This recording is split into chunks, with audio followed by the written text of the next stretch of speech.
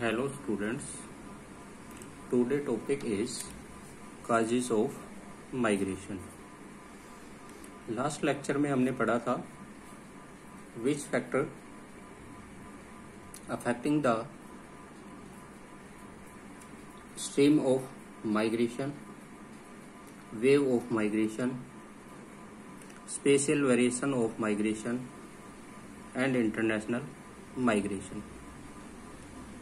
इसके बाद आते हैं काजेज ऑफ माइग्रेशंस के माइग्रेशन के कारण क्या हैं, किस फैक्टर से अफेक्टिंग होकर के लोग जो हैं वो इन माइग्रेट या आउट माइग्रेट करते हैं। तो काजेज ऑफ माइग्रेशन जो हैं इनको टू ग्रुप के अंदर डिवाइड किया जाता है, एक पुश फैक्टर और दूसरा पुल फैक्टर।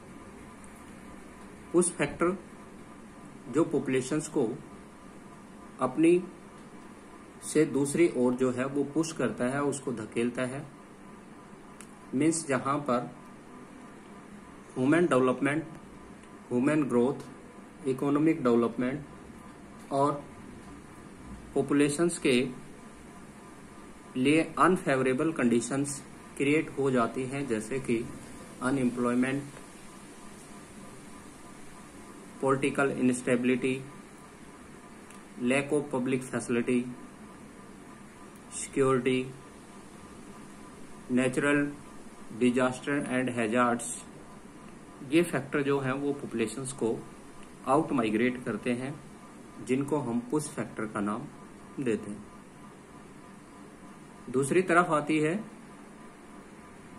पुल फैक्टर, जो पॉपुलेशन को अपनी ओर अट्रैक्ट करते हैं। जो फैक्टर जनसंख्या को अपनी ओर आकर्षित करते हैं उन्हें हम पुल फैक्टर का नाम देते हैं, जो जनसंख्या को अपनी ओर खींचते हैं। तो इसमें जो पुश फैक्टर थे उनके बिल्कुल अपोजिट हो जाते हैं, जैसे कि better employment source, better security, better public facility और अदर्स जो फैक्टर हैं वो पॉपुलेशंस को अपनी ओर अट्रैक्ट करते हैं।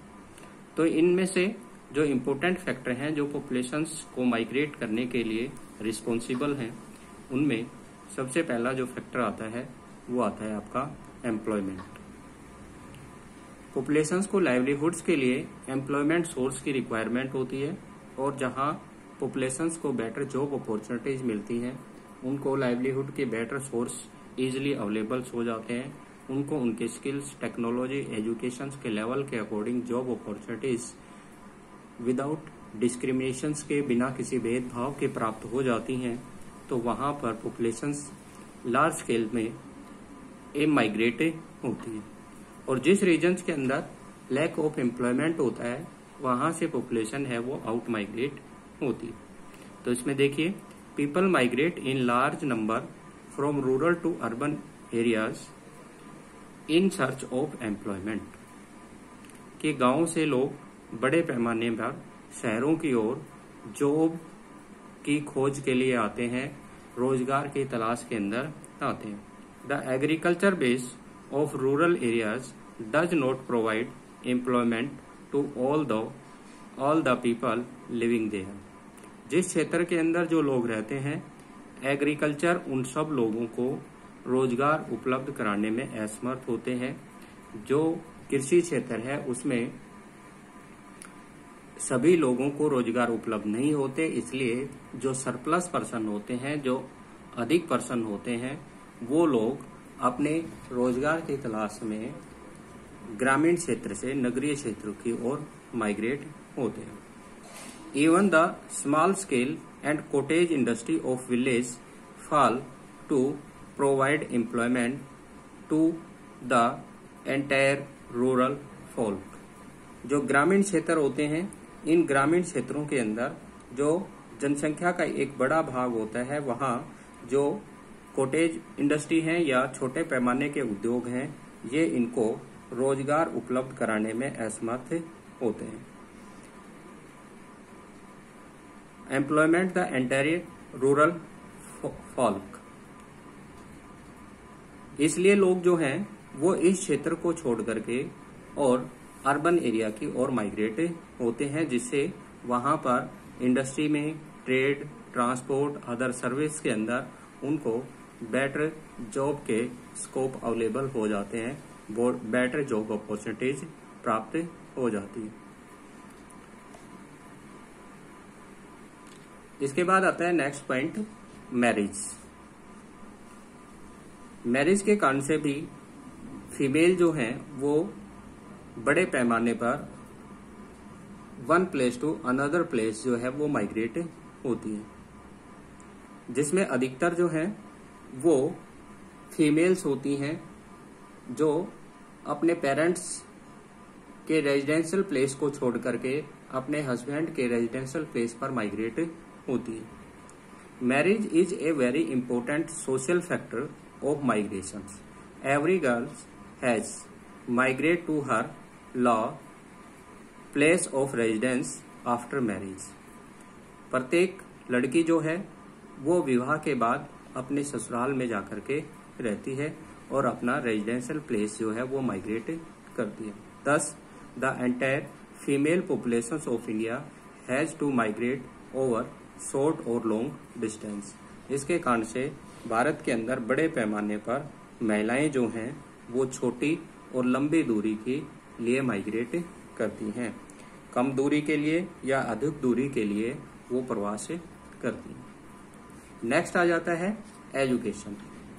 रूरल एरिया में बेटर एजुकेशन फैसिलिटी नहीं होती है, वहां पर केवल प्राइमरी एजुकेशन होती है, इसलिए हायर एजुकेशन, टेक्निकल एजुकेशन और अदर्स हायर क्वालिफिकेशन रिसीव करने के लिए जो लोग हैं वो रूरल एरिया से या स्मॉल सिटी से लार्ज सिटी, मेट्रोपॉलिटन सिटी में आउट माइग्रेट होते हैं। Education rural area by and large lack education facility, especially those of higher education, and rural people have to migrate to the urban center for this purpose.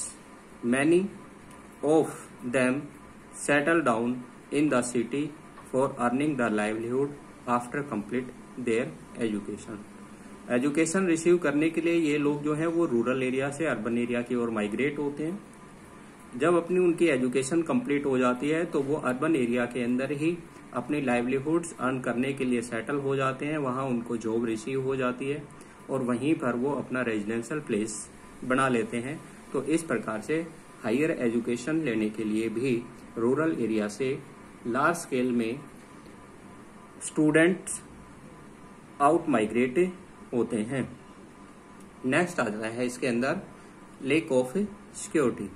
जिस regions के अंदर security की कमी रहती है, जहां पर पॉपुलेशंस की लाइफ और प्रॉपर्टी की बेटर सिक्योरिटी नहीं होती है, जहां पर किसी प्रकार के कोई नेचुरल डिजीज या फिर डिजास्टर की कंडीशन क्रिएट होती रहती है, उस कारण से भी लोग जो हैं वो आउट माइग्रेट होते रहते हैं। तो इसमें जैसे लेक ऑफ सिक्योरिटी के अंदर सबसे पहला दिया गया है political disturbance and inter ethnic conflict drive people away from their homes. बहुत सी बार जो लोग हैं वो राजनीतिक और जातीय दंगों के कारण अपने घरों को छोड़ करके सुरक्षित स्थानों की ओर जाते हैं। एथनिक कॉन्फ्लिक्ट मीन्स होते हैं जो जातीय धार्मिक आधार के ऊपर जो है वो दंगे फसाद होते रहते हैं या पॉलिटिकल डिस्टर्बेंस होता रहता है, राजनीतिक अस्थिरता होती रहती है, उन क्षेत्रों को छोड़ करके सेफर एरिया के ओर माइग्रेट होते हैं।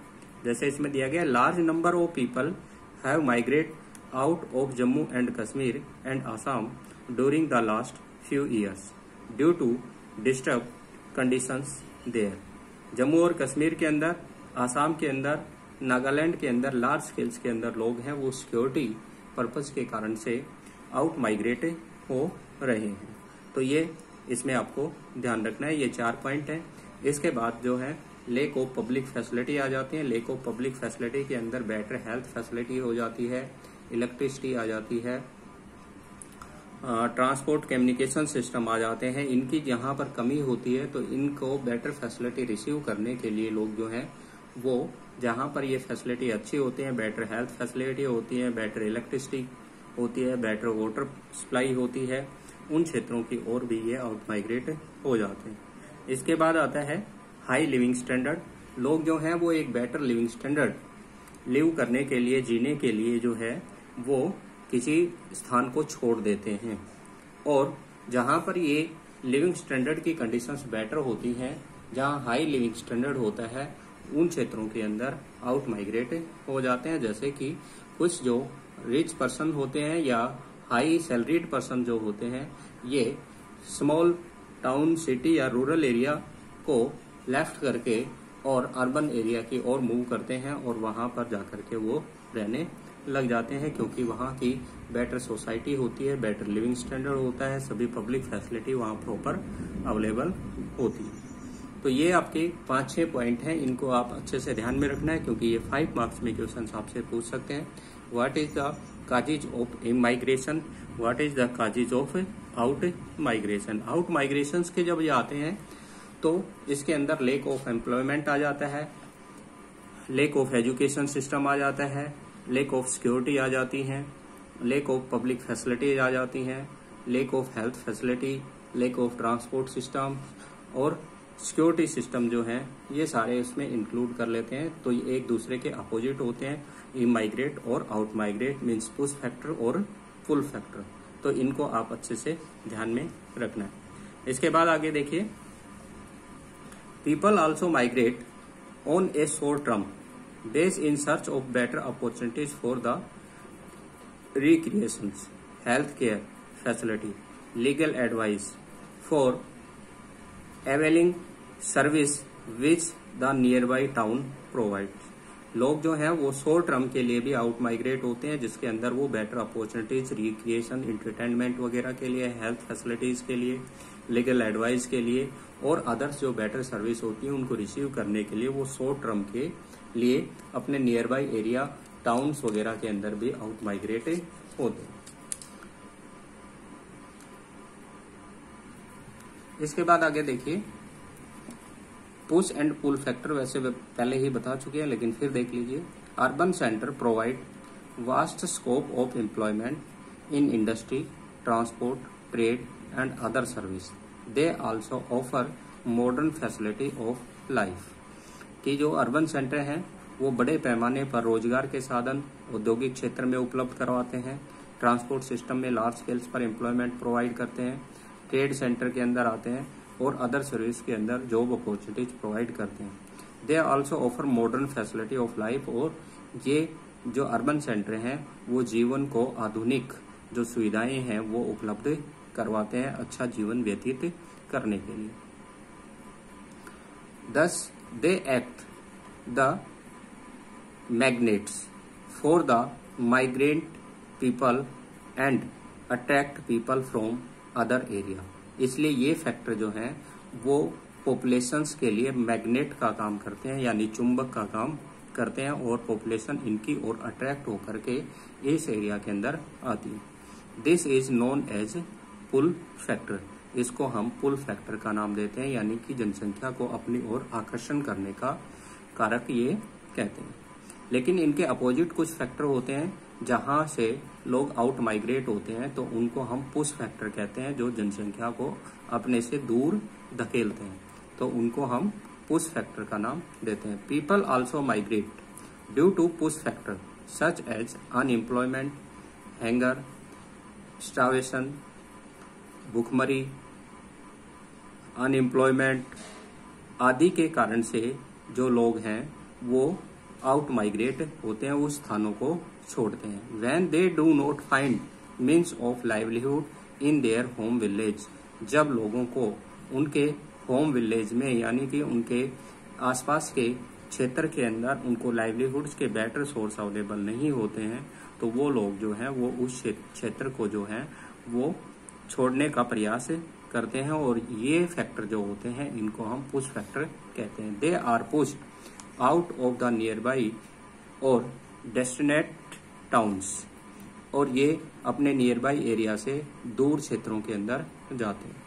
Millions of people who migrate from there far of village to the big city of Kolkata, Mumbai और Delhi did so because these city offer them some promise for a better living। क्योंकि ये शहर जो होते हैं वो उनको एक अच्छा जीवन व्यतीत करने की संभावनाएं और अवसर उनको उपलब्ध कराते हैं। Their home village had virtually rejected them as the surplus populations which the rural resource of land were not able to sustain any longer। जो वहाँ की होमलैंड होती है, वहाँ के जो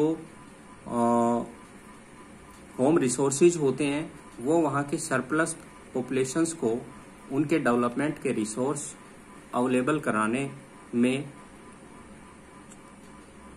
सक्षम नहीं होती है, उनकी क्षमता नहीं होती है, जिसके कारण से वो उस क्षेत्र को छोड़ने के लिए मजबूर हो जाते हैं। Moreover natural disaster like flood, drought, earthquake, tsunami, war, local conflicts etcetera, जो सामाजिक भेदभाव होते हैं, असमानताएं होती है, झगड़े होते हैं, फ्लड होती है, ड्रोट होती है, अर्थक्वेक होती है, सुनामी होती है, ये भी पॉपुलेशंस को जो है वो आउट माइग्रेट के लिए रिस्पॉन्सिबल होती है। ये भी पुश फैक्टर के अंदर इनको हम इंक्लूड करते हैं।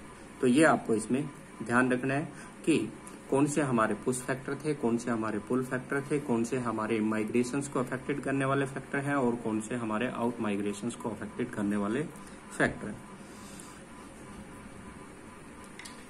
ये हमारा व्हील डायग्राम दिया गया है, इसके अंदर एक में मेल का दिया गया है, एक में फीमेल का दिया गया है। इसमें हम देखिए कि 2001 के सेंसस के अकॉर्डिंग जो मेल माइग्रेट होते हैं वो किस किस सेक्टर के अंदर होते हैं और फीमेल जो होती हैं वो किस किस सेक्टर के अंदर होती हैं।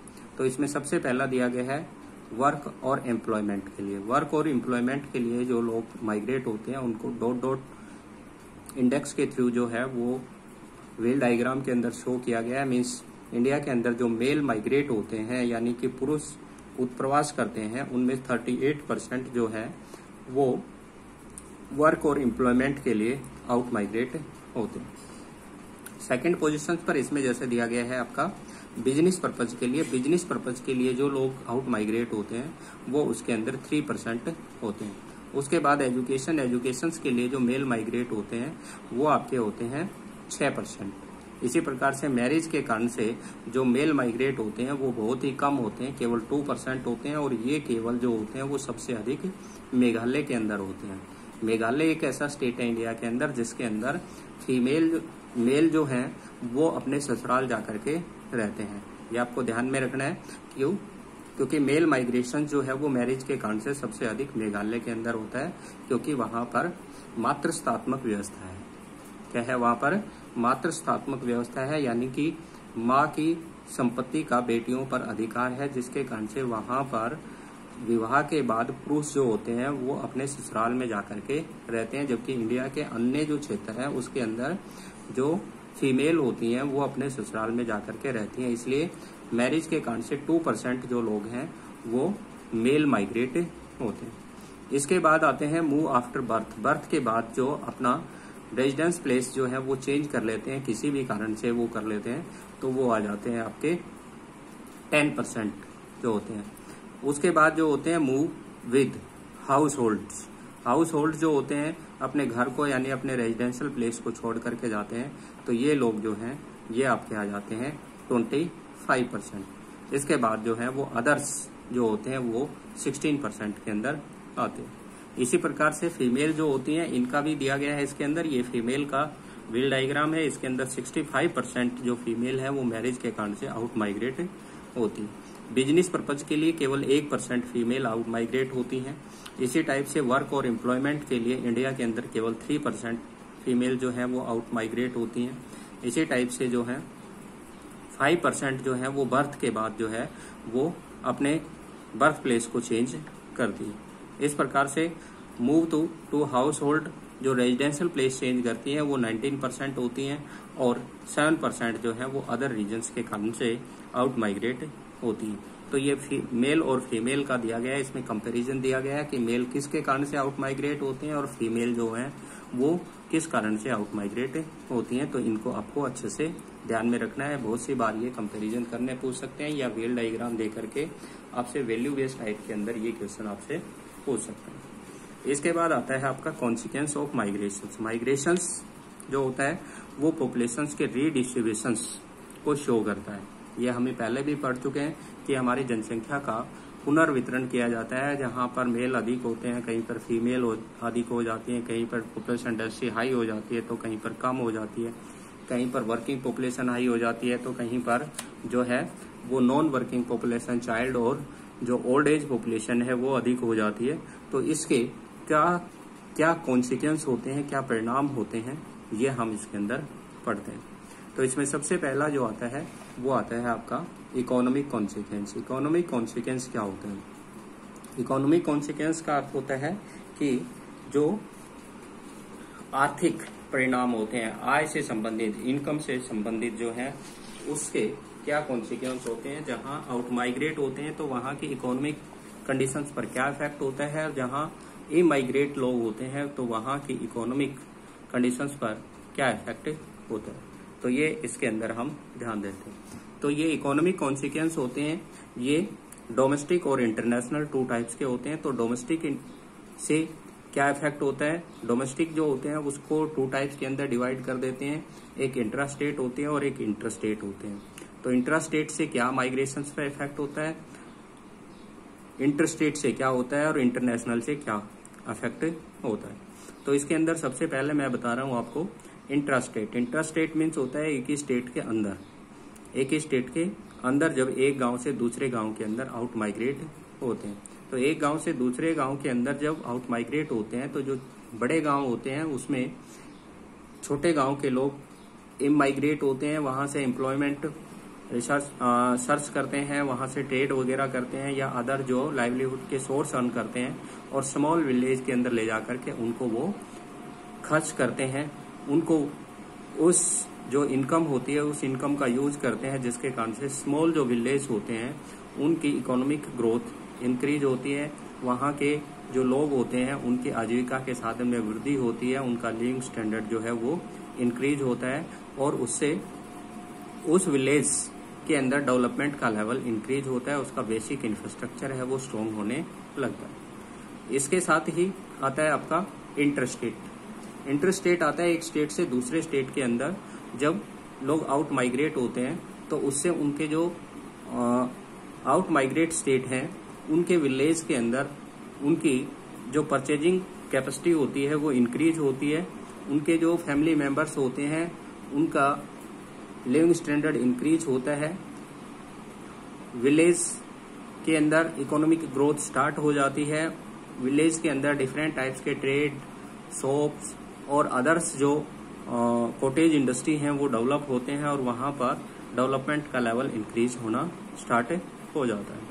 इसी टाइप से इंटरनेशनल लेवल होता है। इंटरनेशनल लेवल से भी जब लोग जो हैं वो एक रिच कंट्री से पुअर कंट्री के अंदर, पुअर कंट्री से रिच कंट्री के अंदर आउट माइग्रेट होते हैं तो रिच कंट्री की जो इनकम होती है वो पुअर कंट्री के अंदर आनी स्टार्ट हो जाती है और वहां के जो रेमिटेंस होती हैं, जो वहां की इनकम होती है जो अदर कंट्री से आती है, फॉरेन करेंसी के रूप में आती है, उस फॉरेन करेंसी को पुअर स्टेट जो है वो एक्सपेंडिचर करके, खर्च करके और अपने basic infrastructure, industry, hospital, schools, college और अदर्स जो पब्लिक फैसिलिटी हैं उनको इंक्रीज करता है, जिससे पॉपुलेशन का लिविंग स्टैंडर्ड इंक्रीज होता है, कंट्री के इकोनॉमिक डेवलपमेंट का लेवल इंक्रीज होता है, वहाँ इंडस्ट्रियलाइजेशन होना स्टार्ट हो जाता है, रोड रेलवे की कंडीशंस वहां पर इंक्रीज होनी स्टार्ट होती है।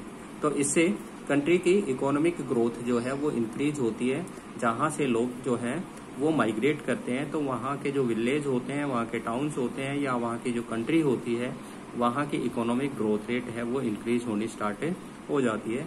मीन्स इकोनॉमिक कॉन्सिक्वेंस में जहां से लोग आउट माइग्रेट होकर के अपनी जो रेमिटेंस होती है, अपनी जो सैलरी होती है वो अपने फैमिली मेंबर को भेजते हैं, तो उनके फैमिली मेंबर की जो लिविंग स्टैंडर्ड होता है, एजुकेशन लेवल होता है, जो ओल्ड एज पर्सन होते हैं उनकी जो हेल्थ कंडीशंस होती है उसमें इम्प्रूव होता है, क्योंकि उससे वो बेटर ट्रीटमेंट वगैरह करवा सकते हैं। तो ये इम्पोर्टेंट है, अकेला 5 मार्क्स के अंदर ये आ सकता है इकोनॉमिक कॉन्सिक्वेंस। तो इसके जो पॉइंट्स हैं वो आपको अच्छे से ध्यान में रखने हैं कि इसमें कौन कौन से इम्पोर्टेंट पॉइंट है, तो इनको हम पढ़ रहे हैं और ध्यान दें।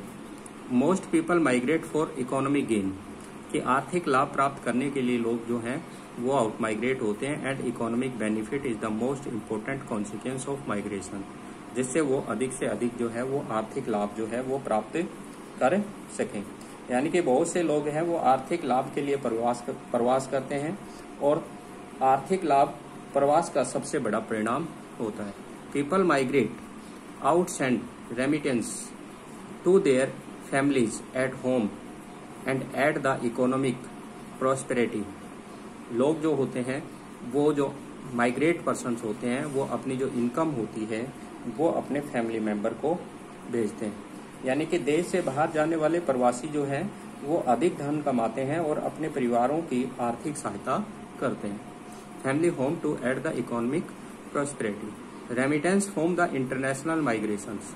रेमिटेंस जो होती हैं जिनको हम विदेशी हुंडिया कहते हैं या फॉरेन करेंसी कहते हैं, ये फॉरेन करेंसी जो होते हैं वो इंटरनेशनल माइग्रेंट जो पर्सन्स होते हैं उनके थ्रू कंट्री के अंदर आते हैं। Migrants, international migrants are one of the major source of foreign exchange.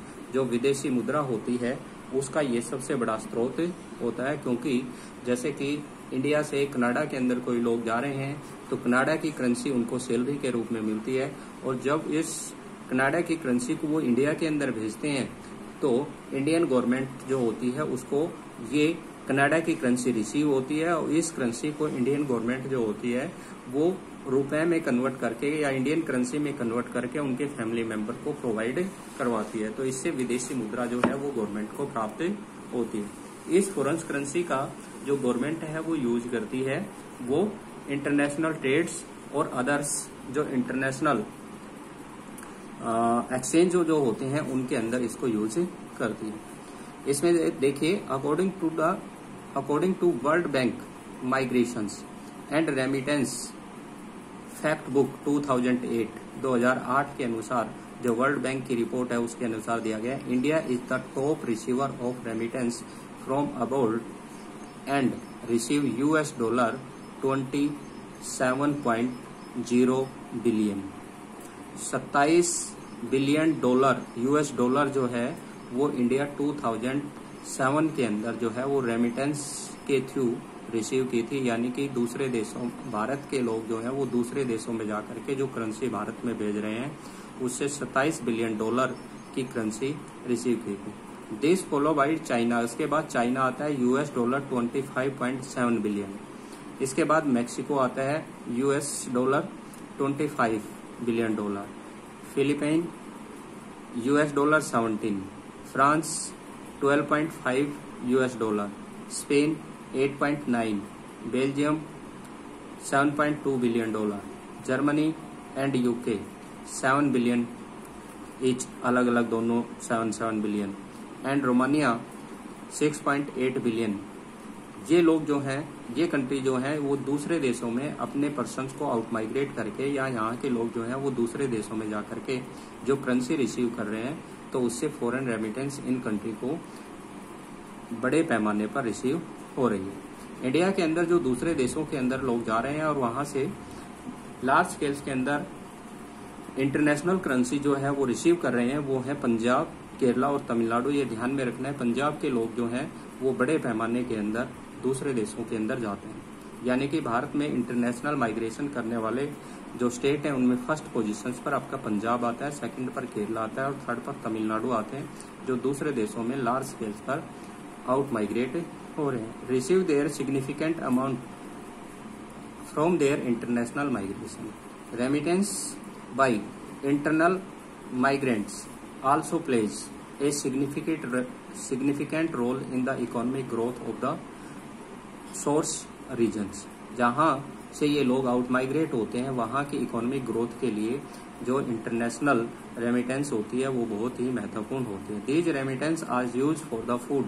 जो लोग जहां से माइग्रेट होते हैं और उनको ये वापिस भेजते हैं तो इनके फैमिली मेंबर होते हैं, ये इससे बड़े पैमाने पर आय प्राप्त करते हैं। Remittance are use for food, repayment of debit, कर्ज जो होती है उसको लौटाने के लिए, घर के अंदर अच्छा भोजन प्रोवाइड करने के लिए, ट्रीटमेंट, किसी प्रकार की जो बीमारी वगैरह होती है उसका इलाज करने के लिए, मैरिज, बच्चों की शादी वगैरह करने के लिए, एजुकेशन, बच्चों को एजुकेशन देने के लिए, एग्रीकल्चर इनपुट्स, कृषि उपकरण आदि खरीदने के लिए, जिससे कि वहां पर जो है वो अच्छी कृषि की व्यवस्था कर सकें। कंस्ट्रक्शन